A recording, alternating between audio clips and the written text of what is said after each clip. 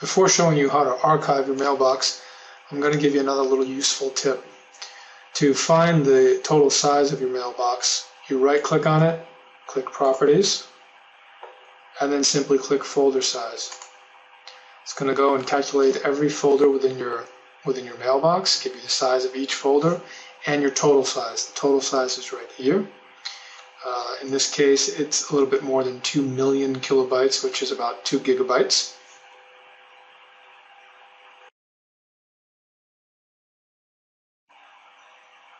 Okay, let's do some archiving to clean that up and make that 2 gig smaller. First thing we want to do is make sure that we highlight the mailbox that we're going to archive.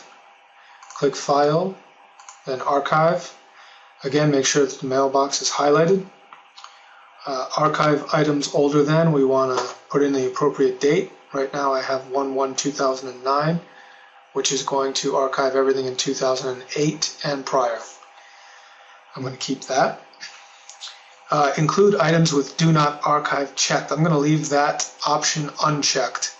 What that's going to do is leave any mail that I've marked as Do Not Archive. It's going to leave it in the mailbox. This is of particular importance when there's a sensitive or important email that you want to refer back to at all times. You want to keep it in your mailbox. So I'm going to leave that unchecked.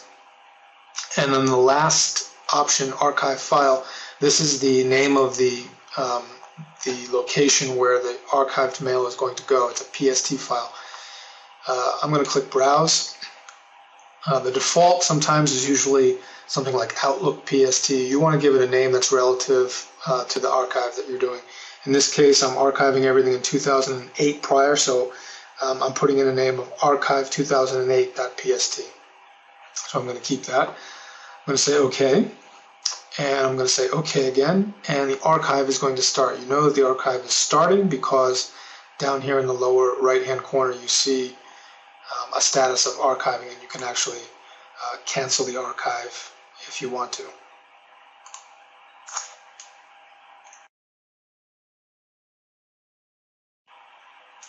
Okay, it appears that the archive is finished.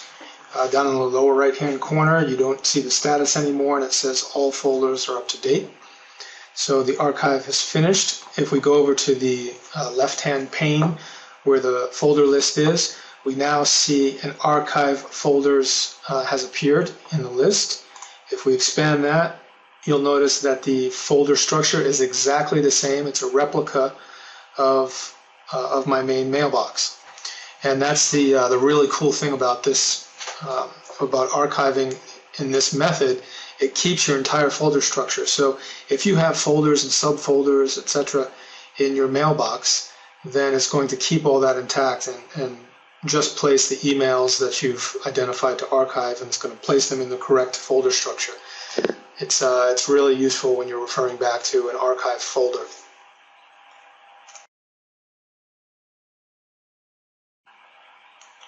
Now, the only other thing that I like to do to finalize this archive is to change the name of archive folders to something more relevant. So we right-click on Archive Folders, click Properties, then Advanced, and this is where you can change the name of the folder. So instead of Archive Folders, I'm going to call it Archive 2008 to match the name of the PST file. I'm going to say OK. OK again, and now we have our archive available to us at any time within our mailbox.